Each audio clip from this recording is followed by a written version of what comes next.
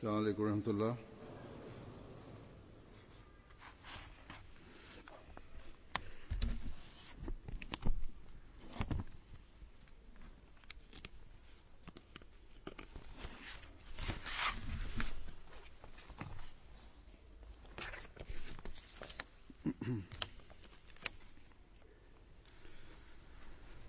أشهد أن لا إله إلا الله وحده لا شريك له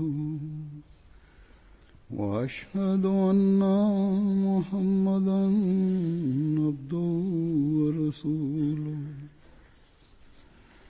أما بعد فأعوذ بالله من الشيطان الرجيم بسم الله الرحمن الرحيم الحمد لله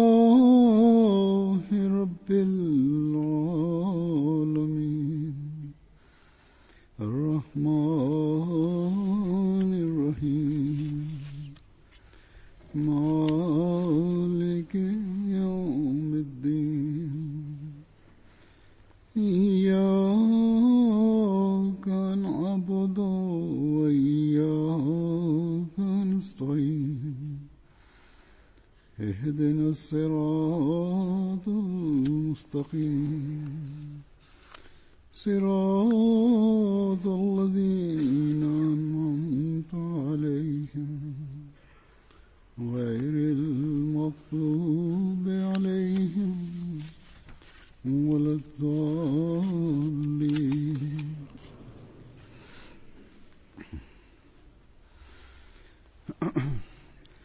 Bismillahirrahmanirrahim. Huzur kaže da je časni poslanik sallallahu alejhi ve sellem kad je rekao među vama poslanstvo će biti utemeljeno do tog vremena dok Allah al-Đelešanhu bude želio i poslije toga hilafet po stopama poslanstva će biti utemeljen, osnovan i taj hilafet će biti osnovan koji slijedi put poslanika.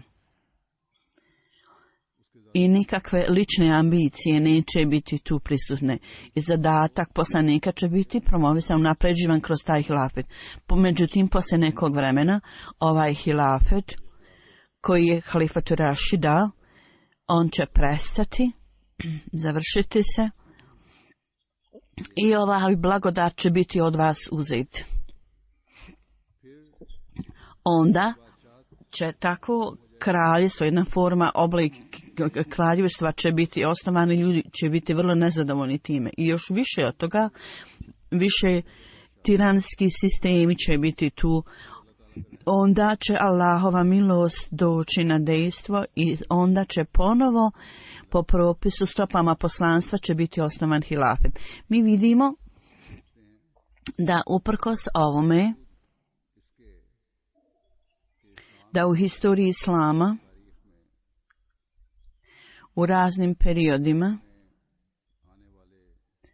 razne vrste vlada u muslimanskim zemljama sebe su nazivali halifama.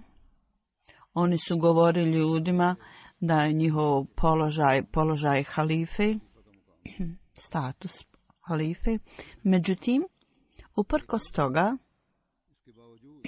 većina muslimana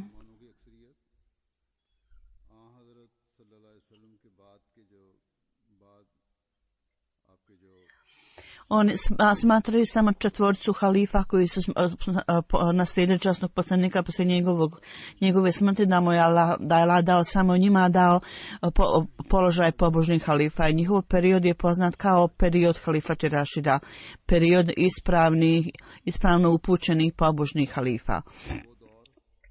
To je period u kojem je Allah dao uputu i u kojem se uputa širila, koji upravljao njihovim poslovima i na isti način kako su vidjeli časnog poslanika sallallahu alejhi ve sellem gledajući na njegove poslove i u skladu sa ovim primjerima oni su provodili svoje dužnosti. To nije bilo nikakav porodični odnos ili nešto, nego kroz zajednicu vjernika. Allah dželešanu je dao blagoslov hilafeta kroz plemeniti karakter ovih ljudi. Osim toga, ovi halife su nastavile, druge halife su nastavile da utemeljuju svoje porodično upravljanje i nasljedstvo. Ovo predskazanje časnog poslanika je bilo ispunjeno kada su prve stvari koje su bile ispunjene, to je bilo doslovno riječ po riječ ispunjeno. Kako časni poslanik rekao, zadnja stvar koju je on rekao, u tome isto tako časni poslanik sallallahu alejhi ve sellem, naš učitelj, njegove riječi su se morale obistiniti i ispuniti. A to je bilo da u ovim svjetovnim vjerovnom stanju i iskvarenom stanju muslimana, Allah dželešanuhu, koji je poslao časnog poslanika sa šerijatom, da ostane do kraja vremena i njegova milost je potaknuta u ovo vrijeme. I onda Allah dželešanuhu je utemeljio kalifat na stopama poslanstva. Mi Ahmedi čvrsto vjerujemo da Allah dželešanuhu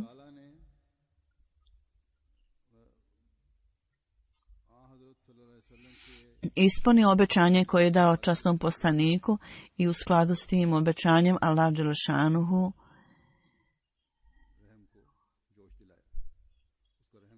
njegova milost je bila potaknuta i došla stupla na dejstvo i u skladu sa predskazanjem je u ovo doba Allah ispune to obećanje kroz imama Mahdija i obećanog Mesiju alejhi salama po stopama i propisu poslanstva.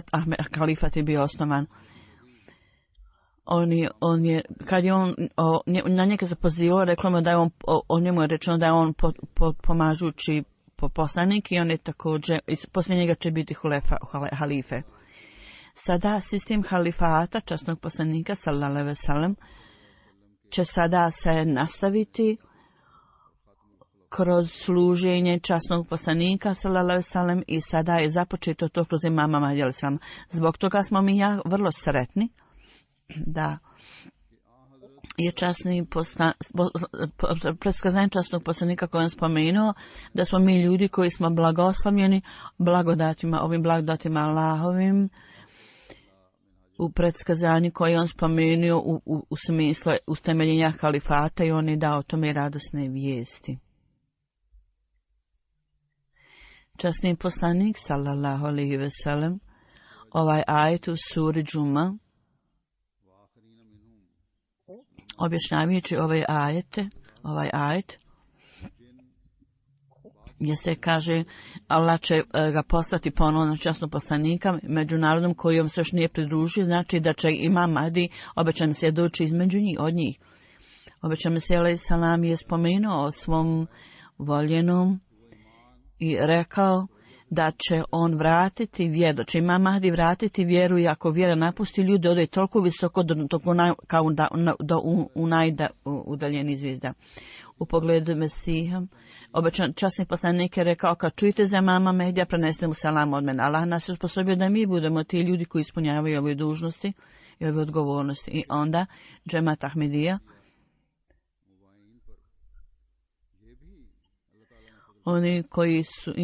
mi smo oni koji imamo sistem pristupa i kroz obećanu Mesiju alejhi salama, kroz njega je ovaj sistem se nastavio se hilafet i Allah nas obosobio da budemo dio tog halifata. Tako da sve ovi blagoslovi Allaha dželešanhu oni traže i zahtijevaju od svakog pojedinog Ahmedi muslimana da moramo biti vrlo zahvalni Allahu za to. I činjeći to treba da napravimo takve promjene u svom stanju koje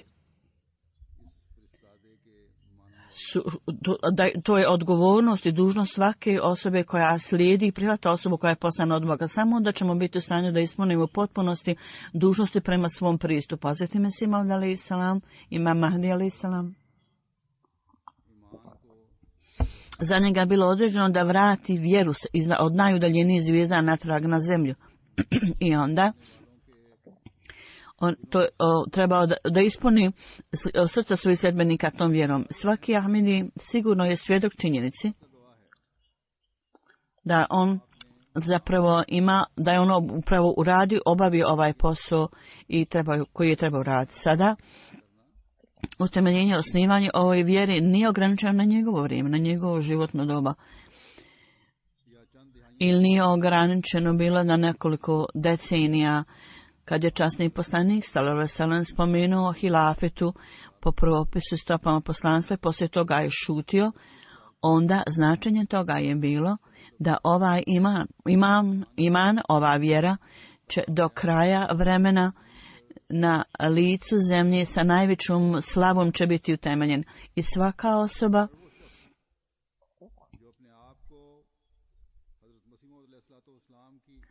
koja sebe smatra jednim od onih koji je dao zavjet na ruci običnom Meselesalam, njegova dužnost je da ova vjera, ovo vjerovanje mora biti usađeno u njegovom srcu i on mora ostati s tim u takvom stanju.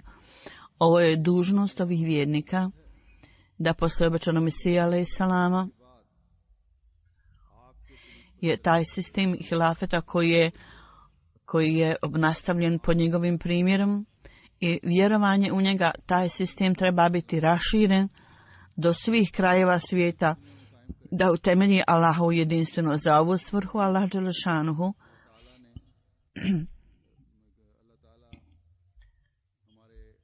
je našeg vođu, našeg učitelja, časnog poslanika sallallahu alejhi ve sellem. Allah ga je poslao za ovu svrhu i radi ove svrhe Allah dželešanuhu je poslao istinskog sljedbenika, časnog poslanika sallallahu alejhi ve sellem u ovo doba i s ciljem da ispuni upravo ovu dužnost. Časni poslanik sallallahu alejhi ve sellem je spomenuo da će ovaj hilafet se nastaviti do kraja vremena. On je dao predskazanje o tome. I upravo iz ovog razloga Hazreti Mesih Maud alejselam također kad je on dao vijesti o odlasku s ovog svijeta, on je dao informacije ove vijesti i rekao tradicija Allahova sunnet je od zapamćenog vremena je da Allah pokazuje manifestaciju dviju moći, tako da istinska ona zadovoljstva u neprijatelja bude uništeno. Sada nije moguće da Allah dželešanhu napusti svoju dugogodišnju tradiciju, odnosno sunnet, i rekao je sada neophodno je za vas da vidite drugu manifestaciju Allahove moći i to je dobro za vas jer je to trajno i vječno. I ovaj sistem neće prestati do dana oživljenja. Zbog toga s ciljem da na zemlji utemelji svi vjeru, Allah dželešanuhu je poslije odlaska obećanog Mesija, poslije smrti njegove, on je uveo i postavio ovu novu drugu manifestaciju svoje moći. Allah dželešanuhu ne želi da protivnici religije budu uopšte sretni i zadovoljni, da je religija ponovo bila ograničena i zabranjena sa lica zemlje. Allah ne želi da šeitan okolo trči sretan. Allah dželešanuhu ovu lažnu sreću i zadovoljstvo protivnica je razbio. Zbog toga je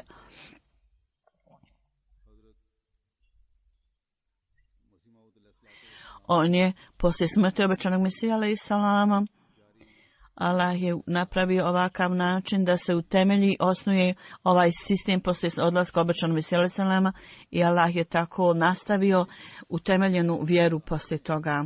Allah dželešanuhu isto tako to spomenuo kao dužnost i odgovornost ovih ljudi koji tvrde da su vezani za ovaj sistem, da ova vjera s ciljem da je dalje utemeljimo, treba da svi postanemo pomagači hilafeta.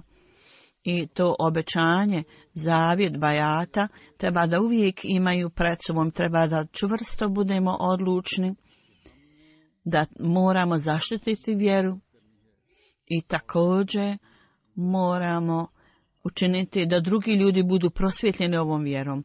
Kao što je Hazret Mesih alejhi selam rekao, ovo je tradicija, sunnet Allahovog od zapamćenog vremena, da on uvijek pokazuje dvije manifestacije toga i mi to potpuno dobro znamo, da ova druga manifestacija je sistem halifata.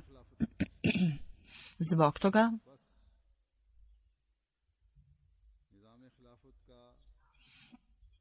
ova institucija halifata je vrlo blisko vezana sa napretkom vjere i ovo je sastavni dio islamskog šerijata. Religijski napredak bez hilafeta se ne može dogoditi. Jedinstvo džemata bez hilafeta ne može ostati. I Allahovom milošću svaki od nas, oni koji smo povezani s hilafetom, mi ovo potpuno dobro znamo. Da prestanak hilafeta među džematom, da nastavljanje hilafeta u džematu je neophodna stvar i ovo dobro ljudi znaju, koji su poslije smrti Hazreti Halifatul Mesiha prvog, oni koji su odbili stvari, ovi ljudi koji su željeli da budu vezani sa hilafetom, oni su vrlo dobro znali da naša vjera ne može ostati otemeljena i nedirnuta ako halifat ne postoji, ako halifat ne bude prisutan. Ovo je nešto zašto treba da budemo zahvalni Allahu, zbog žrtvovanja ovih ljudi i zbog njihove snage i čvrstine u vjeri. Danas mnogi ljudi, oni koji su od potomaka ovih starijih ovih predaka, oni dobivaju koristi od institucije halifata danas. U ovom pogledu najveći napor i velike žrtvovanje su dao je drugi halifa.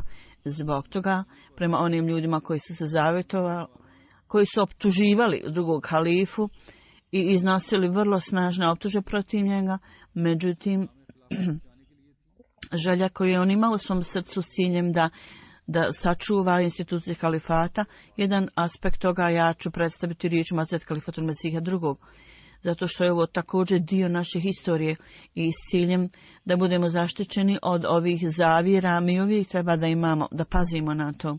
Slično tome, u našoj vjeri s ciljem da imamo ovu snagu, ovo postoji sredstvo za to da to steknemo. Također je neophodno za jačinu i snagu i osnažava našu vjeru. Hazret Halifatul Mesih drugi kaže da je mjesto gdje je Hazreti Halifatul Mesih prvi umro, to jest u toj kući i u sobi od te kuće, on kaže, ja sam zovnu Muhammed Ali Saheba i tražio sam od njega da ne smije biti nikakvog sukoba o instituciji halifata, jel treba biti halifat ili ne treba.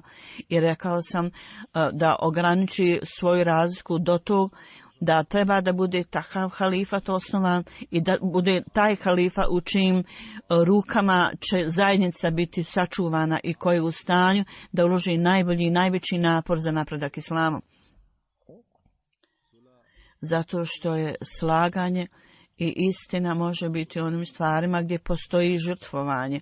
Hazret Halifatul Mesih drugi je rekao, ja sam tražio Ali Sahiba, da što se tiče ličnih pogleda, ja mogu žrtvovati svoje lične osjećanja i poglede u stvarima.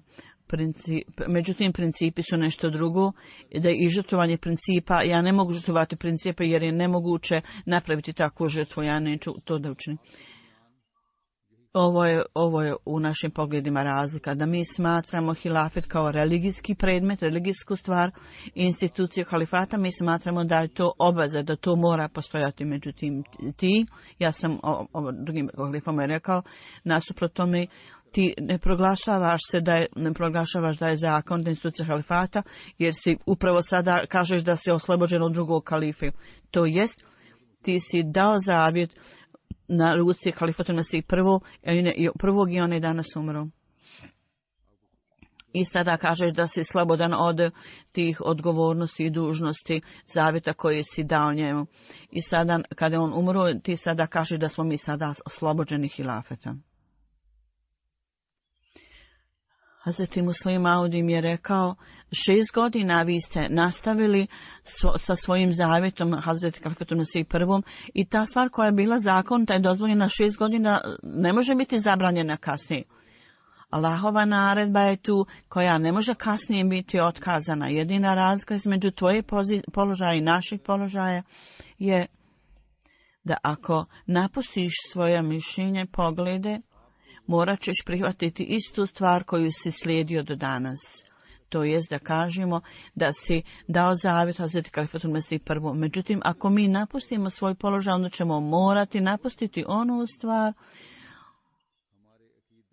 koja je potpuno protiv našeg vjerovanja i našeg načela. Mi nikada nećemo postupati na taj način tako. Prema tome, pravedno je, pravda je da slijediš onaj put koji si slijedio do sada, do danas.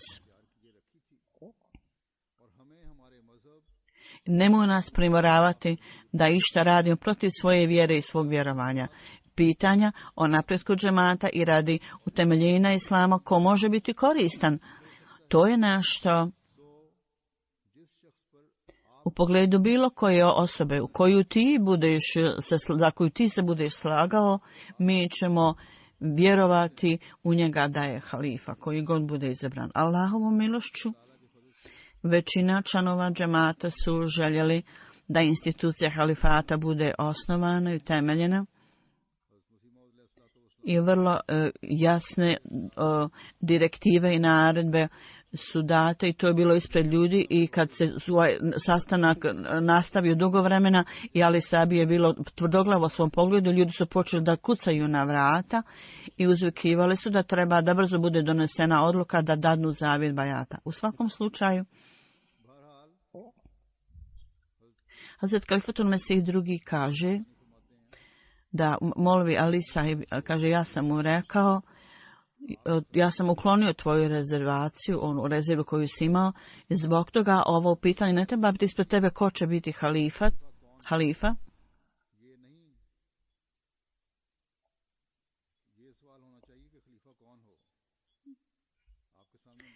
Ne treba da bude hoće li biti halifat, nego ko će biti halifa, a ne da se pitaš treba li biti halifat ili ne. Na to je ovaj molvi Ali Sahib rekao, ja znam da ti ovo ističeš zato što znaš ko će biti halifa. A Sveti Muslim Maud je rekao, ja sam mu rekao, ja ne znam ko će biti halifa. On je rekao, Hazret Kalifatul Mesih drugi je rekao, ja ću dati zavjet na ruci te osobe koja bude izabrana od vaše strane. Rekao je Muhammed Ali Sahib. I ja ću dati zavjet bajata toj osobe koju vi odredite, koju vi imenujete.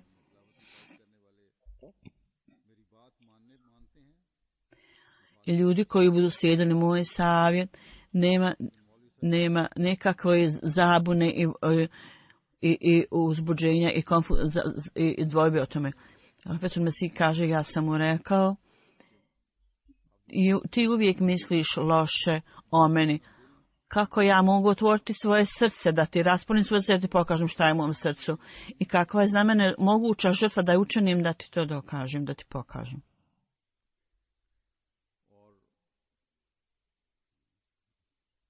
Onda, poslije nekog vremena,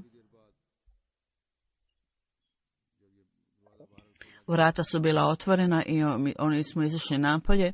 Muhammed Ali Sahib je predstavio ime Hazret Mirze Bashiruddin Ahmed Sahiba da kao drugog kalifu i članovi džemata su ga primorali da kaže ja čak ne znam riječi bajata i onda nije neko rekao ja ću ti reći koji su riječi bajata i dadni zavjet bajata.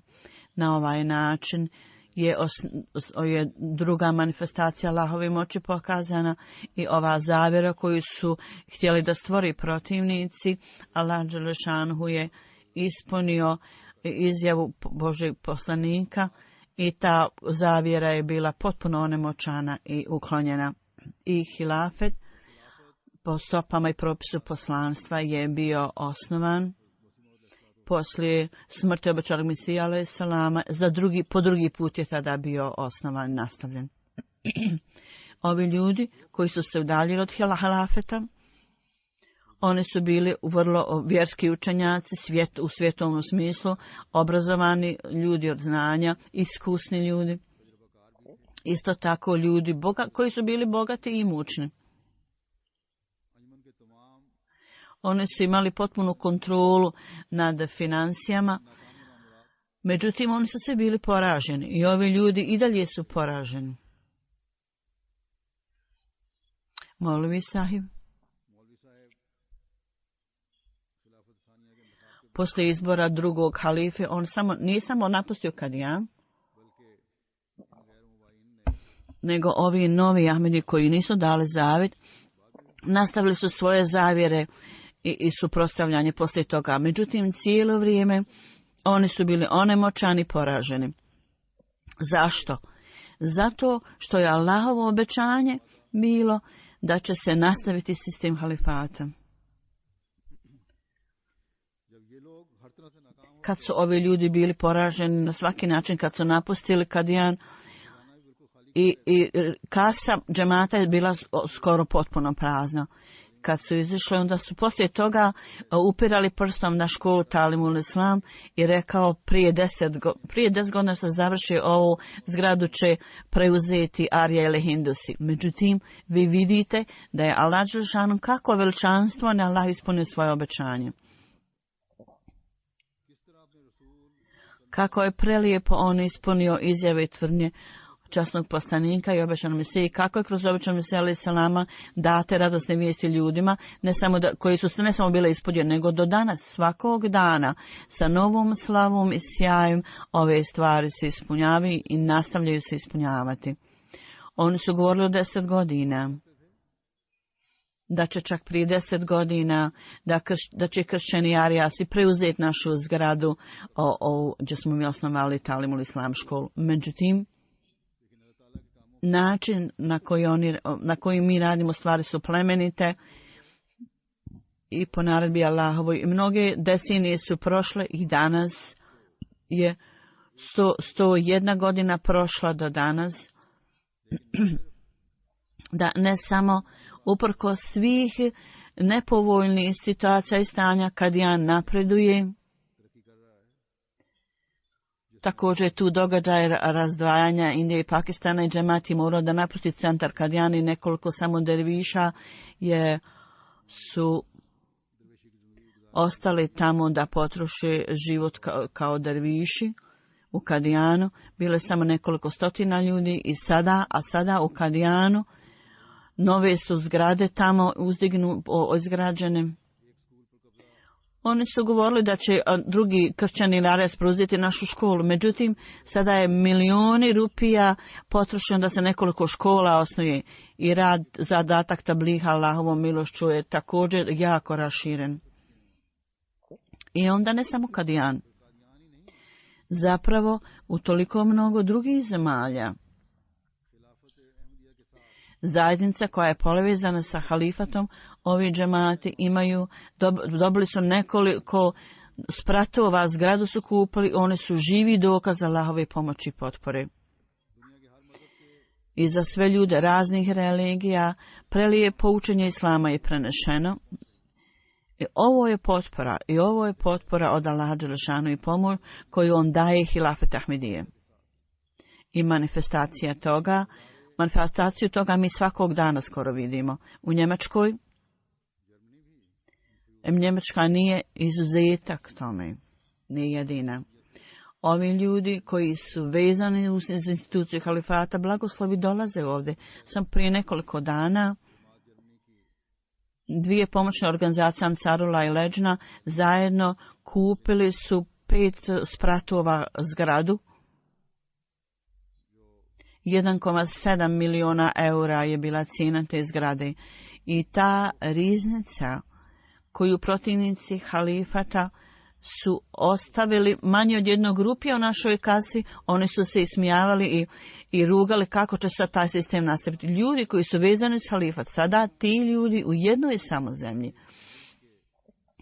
Dvije pomoćne organizacije u toj zemlji od našeg džemata kupili su petorospratnu veliku zgradu. I ogromna suma novca je na to potrošena. Ovo je blagoslov Allaha dželešanhu. Ako to nije potpora halifata Ahmedije, za to nije dokaz zato što je. Oni negiraju, čak njihov centralni sistem je bio raspršen. Oni koji su negirali halifata, njihov sistem je razvijen. Kad su oni to uvidjeli i sada, kad ovi ljudi shvate i njihovi potomci, kad shvate i uvide ove stvari, oni se pridružuju džematu Ahmedija koji je dio halifata. Sada u svijetu zadatak širenja poruke islama, propovijedanja islama, poduzeti pod vodstvom hilafeta Ahmedija u cijelom svijetu. Kad je ime islama okaljano i okrivljuje se, džemat Ahmedija jedini brani ime islama na ispravan način. Iz ovog razloga Allah lično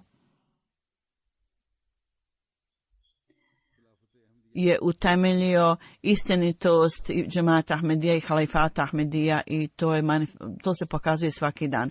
Neki od događaja su vrlo iznenađujući kako Allah dželešanuhu pokazuje istinitost džemata ljudima.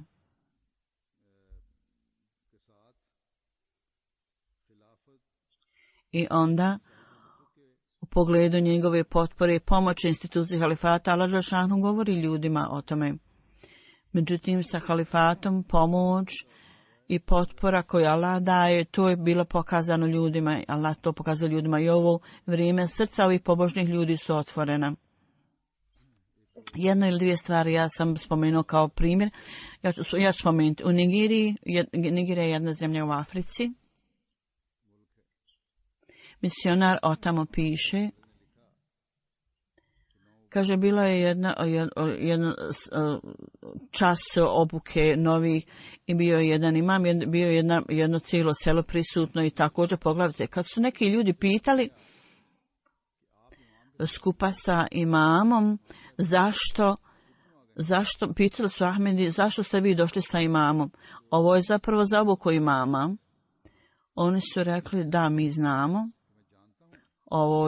Ovo je obuka za imame. Međutim, prošle noći,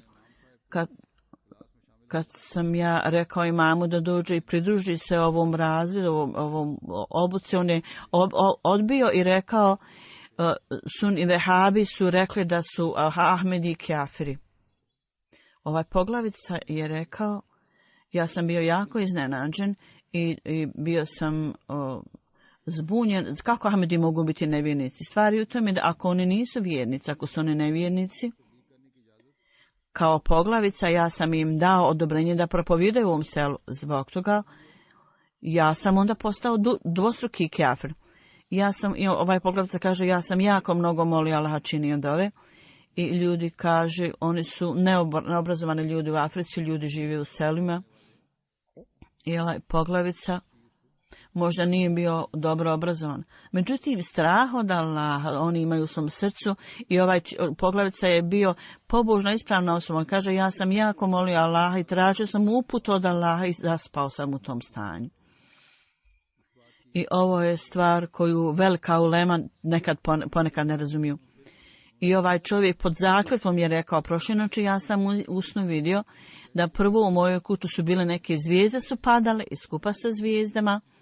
Mjesec je također se spustio dole, međutim nije bilo svjetla u ovim zvijezdama. I odjednom s neba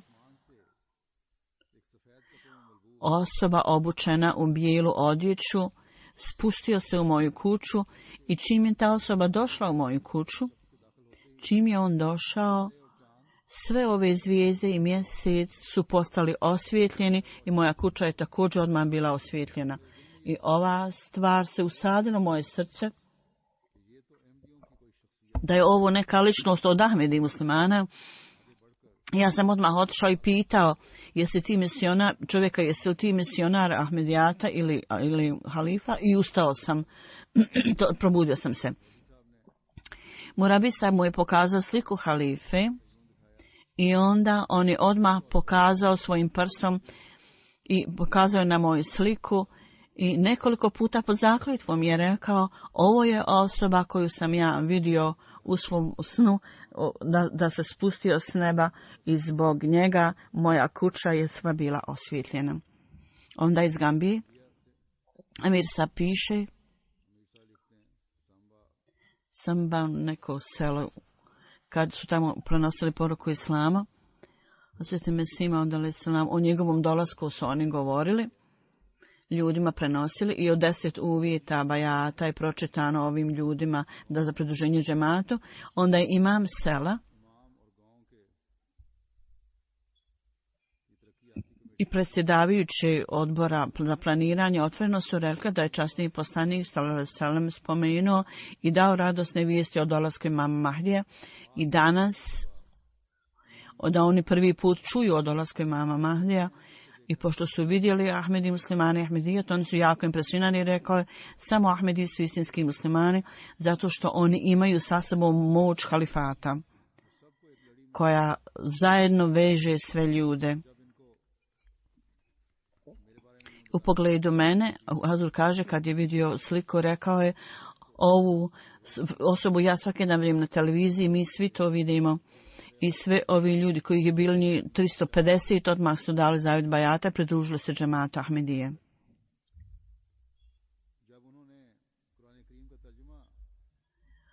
U 3 lokalna jezika prijevod časnog Kurana, kad je on vidio to, rekao je, Ahmedijat je istinski islam. Ova čast nije bila data ni jednoj grupi kako Ahmedi rade i na kraju je rekao da će biti vrlo čvrsto Ahmedijatu i nikada neće odustati, jer ovo je istinski islam, rekao je. A drugi hođe jednostavno nas varaju i zavode.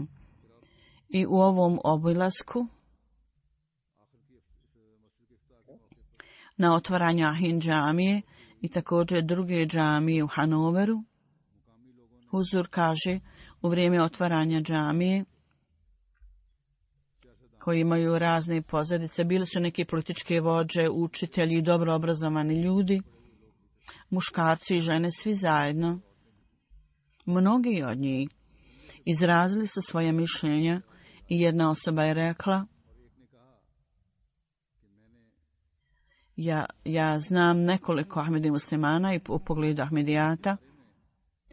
Ja sam mislila da znam vrlo dobro i da znam nekoliko stvari. Međutim, ona je rekla toj osobi s kojom je razgovarala, rekla je da poslije slušanja onoga što je halifa rekao, ja sam dobila dojam koji nisam prije imala. Istinska stvarnost islama je meni sada postala jasna i jednostavno je utonula u moje srce. Ovo je Allahov blago za Huzur kaže koji je vezan s hilafetom. Ja sam ponizna osoba, Huzur kaže, ja znam svoje stanje. Ja nemam nikako visoko mišljenje o sebi i mišljenje neko posebno o sebi. Međutim, Allah Đelešanhu je obećao svoju pomoć instituciji halifata i Allah Đelešanhu sigurno uvijek čini da njegova obećanja budu ispunjena. I Allah pomaže instituciji hilafeta i nastavit će u budućnosti da pomaže i davat će pomoć instituciji halifata. Kao što Hazreti Mesih Maud spomenuo, ova druga manifestacija je utemeljena od strane Allaha. Allah je utemeljio i manifestacija njegove pomoći će uvijek biti uvijek svjedoci toga. Dakle, ljudi koji budu čvrsti u vjeri vidjet će znakove i potporu neprestano.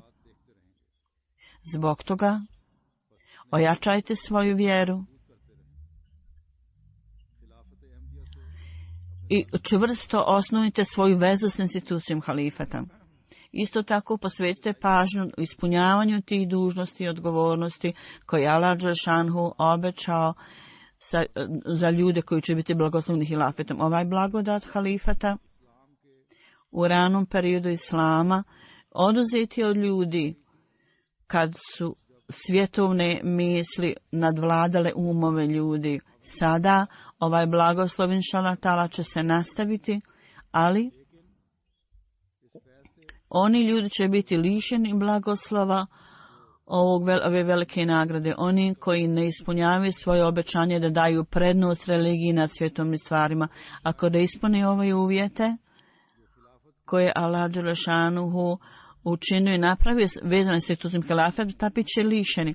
Zato Allah dželešanuhu kroz halifat, Allah je obećao da će on promijeniti stanje straha njihovo u mir. Međutim, za one ljude koji budu ispunjavali dužnost prema Allahu, i prvi zahtjev toga je u prijevodu da Allah kaže oni će samo mene obožavati. Ako hoće da se okoristite iz ovog blagoslova halifata, onda morate ispuniti ove obaveze obožavanja Allaha i vodite brigu o svojim pet dnevnih namaza i obavljajte ih na najbolji mogući način. Allah kaže u prijevodu, oni neće ništa postavljati i uzimati kao partnera druga sa Allahom. Tako na ovom svijetu gdje postoji razni prioriteti ljudi, pogotovo u ovim naprednim zemljama, gdje ljudi žure i hrle za materijalnim stvarima, u ovim materijalnim stvarima i svjetovnim udobnostima, neki ljudi su tako rade da daju prednost tim stvarima nad religijskim stvarima. I s ciljem da dobiju ove svjetovne koristi, oni ponekad kažu laž i neistinu. Ovo je također jedna vrsta postavljanja partnera salam, to je širk. Takvi ljudi, oni ne mogu dobiti istinsku korist od hilafeta uopšte. U Njemačkoj nekom je napisao pismo da jedan prijatelj prenošena je poruka i sva načela i sva istinitost obično misija, on je bio uvjeren u sve to. Međutim, kad je rekao svom prijatelju u tom slučaju sada pridruži se našoj zajednici, on je rekao, ja znam mnoge Ahmedi muslimane, neki ljudi su mi vrlo bliski, ja ih znam. Oni koji potkradaju taksu, porez i ne plaćaju porez i kako treba i govore laži, također su upleteni u mnoge druge loše stvari. Međutim, ja ne radim sve ove stvari, ja plaćam porez kako treba u cijelosti. Ja vozim taksi i od svog prihoda plaćam porez. Kako ću ja onda doći u takvu zajednicu? Ja sam onda bolji od Ahmedi. Uprkos činjenici da ja vjerujem sva načela koja ste vi rekli. Iako je njegov odgovor pogrešan, Huzur kaže, ne vjerujući u naredbe Allahove i časne poslanike, on će biti odgovoran za to. Allah dželešanuhu će mu reći, kad si bio u stanju da cijeniš istinu, zašto onda gledajući na neke ljude si to odbio? Zašto nisi prihvatio moje naredbe, Allah će reći. Međutim, ovi Ahmedi, zbog njihovih loših primjera, oni čine zapravo dvostruki grijeh. Oni će biti lišeni blagoslova Allaha dželešanu i zapravo su lišeni i oni ove ljude čine da se ovi ljudi udaljavaju do poruka. Sjeti Mesih ali se nam je rekao, kad su oni povezani sa mnom, oni postaju ljudi koji nas kaljaju. Tako da ovi ljudi koji kaljaju ima već onog Mesija alejhi selama, oni će sigurno neće dobiti ništa od dobrobiti halifata.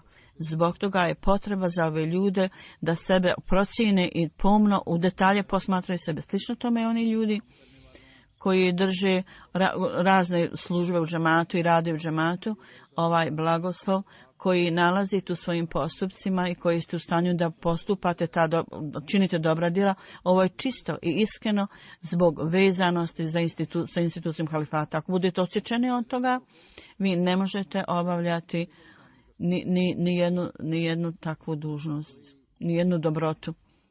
Ako postoji dobar izlaz od određenih postupaka, svjetovno znanje i intelekt i zbog napornog rada osoba to smatra da je rezultat toga, onda je to glasno razmišljanje. Bilo kakav posao koji je učinjen u ime religije, kad budete odsječeni od institucije kalifata, vi ne može imati ni tačku blagoslova u tom poslu i tim dijelima. Kao što sam rekao, ovi ljudi koji su napustili ovu instituciju, oni su vidjeli rezultat toga. Dan za danom njihov broj opada. Njihova centralna vlast nestaje i njihova uprava je bez ikakve pomoći. Ljubav prema instituciji halifata i pokornost tome zapravo osposobljava ljude da dobiju Allahov blagoslov. I vrlo dobri rezultati onda dolaze iz toga. Zato što je ovaj sistem utemeljio Allah dželešanhu. Zbog toga sada za napredak religije svaki napor, on je povezao svaki napor sa institucijom halifata. Tako da ako bilo koji vršio dužnost u svom umu ili srcu misli ja sam taj koji to radim, ili upušta se u samohvalu, treba da traži oprost od Allaha za ovo.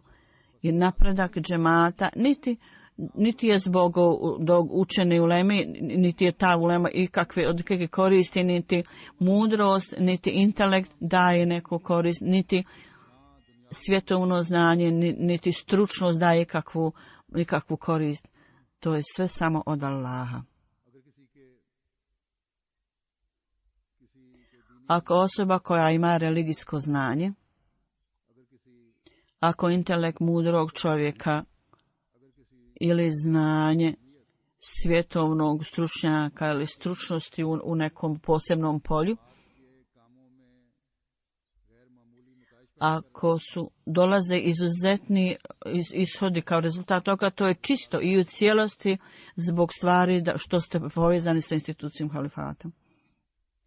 I to je zbog toj veze sa sistemom, da Allah dželešanhu jer je Allah dao obećanje ovim stvarima i zato Allah dželešanhu daje sve ove koristi i napredak. Kod svjetovnih ljudi ili u svjetovnim stvarima nema sumnje, znanje i stručnost i iskustvo su od koristi. Međutim, osoba koja je u džematu, u svakom slučaju, u svakom i u svim stvarima, u džematskim stvarima pogotovo, osoba mora učiniti sebe potpuno pokornim instituciji halifata. I slično tome, također je dužnost uleme i onih ljudi učenjaka, oni koji vjeruju u obećanog Mesija alejhi selama i novi mladi koji dolaze i prihvataju ahmedijat i djeca, ovi ljudi trebaju imati stvarni odnos s halifatom. Ako oni nemaju istinsko shvatanje o tome, onda im to treba reći. I treba im reći o ovim stvarima. Slično tome i vršioci dužnosti su također odgovorni i dužni. Ima neki vršioci dužnost da neki od njih jedan put kad budu izabrani, oni budu vršioci dužnosti, međutim, oni ne znaju ništa o religiji. Čak u službi koju imaju, oni to uzmu kao svjetovnu službu. Predamnom nekad ljudi kažu, ja imam takvu i takvu službu i dužnost odgovornosti. Ja im uvijek kažem, nemojte zvati to službom, nego zovite to služenjem. Ako vas je Allah osposobio da služite tu službu, onda uvećajte znanje. I također uvećajte svoju predanost i pobožnost i također bogobojaznost i ispravnost. I sa institucijom halifata treba da ojačate svoju vezu s tim. Ima određeni vršioci dužnosti ili općenito ima takvih ljudi. Oni koji nastoje ističu i kažu mi smo vršioci dužnosti. Međutim, u pogledu halifata oni misle samo jedan put u godini, ako mi proslavimo dan halifata, mi smo obavili svoju dužnost. Ja sam spomenuo ranije također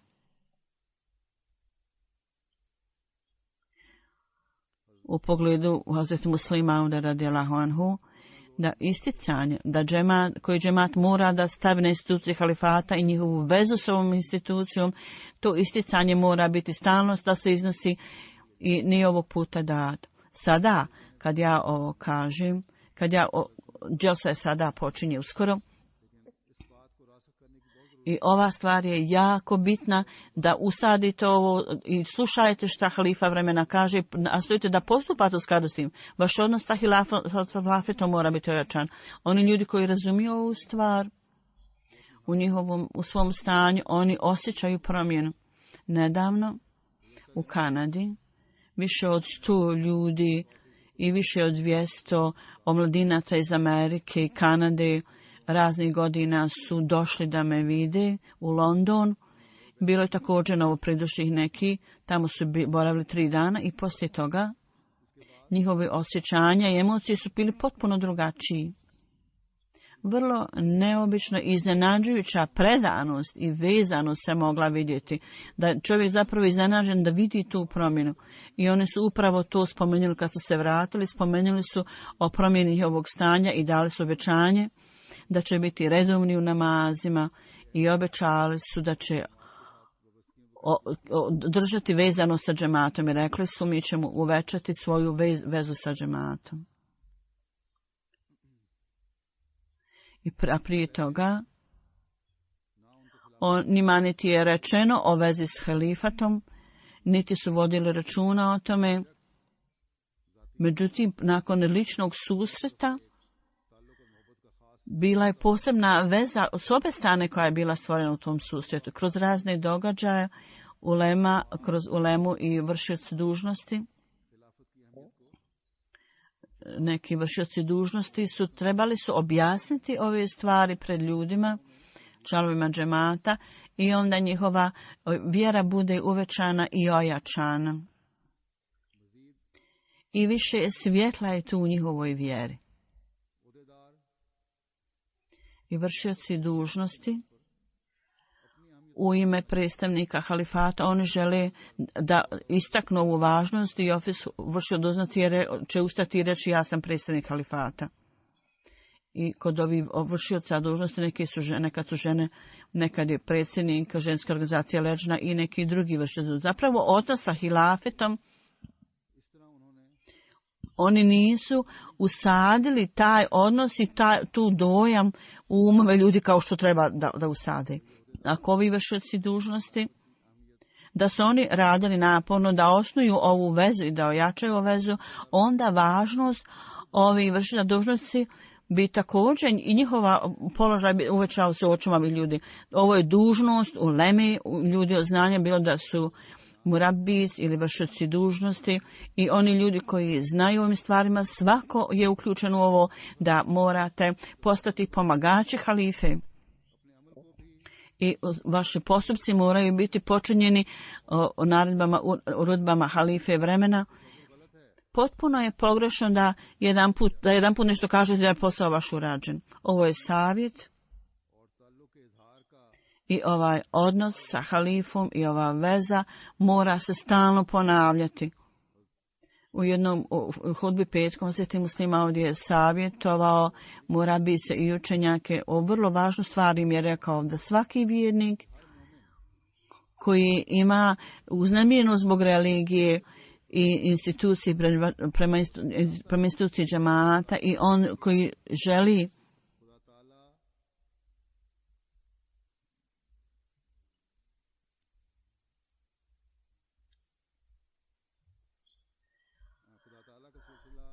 želi da ovaj poredak koji je Allah dželešanu osnovao, da nastavi praviti napredak i da Islam doživi istu slavu koju je imao u vrijeme časnog poslanika sallallahu alejhi ve sellem, i za upravo ovu svrhu napor obećanog Mesija alejhi selama je bio za ovu svrhu i ovaj napor ne smije biti izgubljen. Zato je naša odgovornost i dužnost da dan i noć treba da sarađujete sa halifom vremena i treba da se zauzmete dan i noć da džemat potpuno bude reformisan. Ovo je dužnost svih ovih ljudi, kao u prilici sklapanja braka, kada ljudi rašire svoju odjeću, da dobiju neko slatko kao hurme ili bombone. Slično to mi kad halifa nešto kaže za popravak džemata, oni treba odmah da to uzmu, prime i da to ponavljate i da nastavite to ponavljati. Tako da čak osoba koja nije aktivna, koja nije vrlo svaka osoba može to da razumije i da slijedi put religije. Da Allah dželešanu osposobi sve članove džemata i također ulemu i učenjake i vršioce dužnosti i sve njih da stvari koje halifat spomene da se ne odnosi samo na ljudi koji slušaju nego i na druge i da treba da postupaju prema tome u skladu s tim. Na dan halifata samo izraziti svoju solidarnost sa halifatom i svoju vezanost i poslušnost i čestitke uručiti na dan halifata. Nemojte smatrati da ste obavili svoje dužnosti. Da Allah učini da tako bude, da u skladu sa Allahovom voljom mi uvijek budemo u stanju da u cijelosti osiguramo blagoslov halifata i da to čuvamo sa sobom.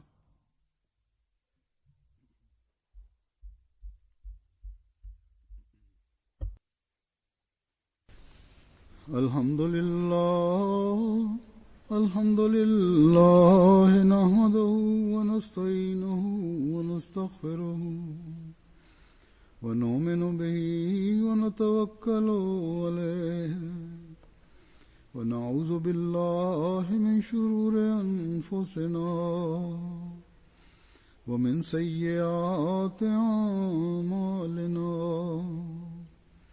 من يهده الله فلا مضل له ومن يضلل فلا هادي له ونشهد أن لا إله إلا الله ونشهد أن محمدا عبده ورسوله عباد الله رحمكم الله إن الله يأمر بالعدل والإحسان وإيتاء ذي القربى وينهى عن الفحشاء